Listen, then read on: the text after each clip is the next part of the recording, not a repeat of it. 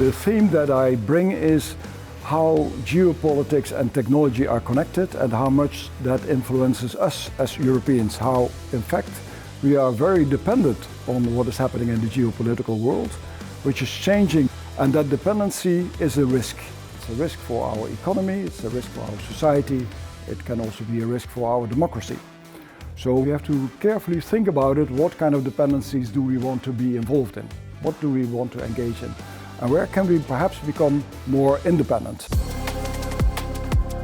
A concrete example they recently had in the Netherlands was about the management of the .nl domain names. It's an organization that does that. And they had concluded that they had to go from an old system into a cloud-based system. And they wanted to go for a foreign cloud provider and also have the data actually in another country. And then a number of people said, listen, .nl, the domain name, is really something that belongs to us, isn't it? It's a sovereign asset.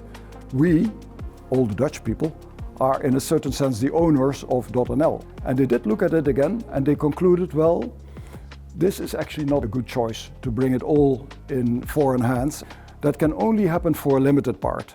A significant part you will have to do in-house for reasons of control, reasons of national security. And so they, I think wisely, but perhaps a bit late, because they already had decided to go for another provider, they still decided to retract on the decision, to rethink. It would be better in the future if we, all of us, can do that before we actually have to take such a decision so that we don't have to pull it back and revert it. And I think we can do that. And I think every IT manager, digital leader in companies, in organizations, in government should actually think about it. If I make a choice for my digital solutions, what does it mean for our strategic autonomy or our sovereignty as a country, but also our European sovereignty?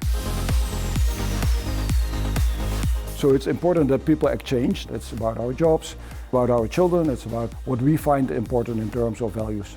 So this coming together in a moment of uncertainty is probably one of the biggest strengths that you can have in order to create this better future.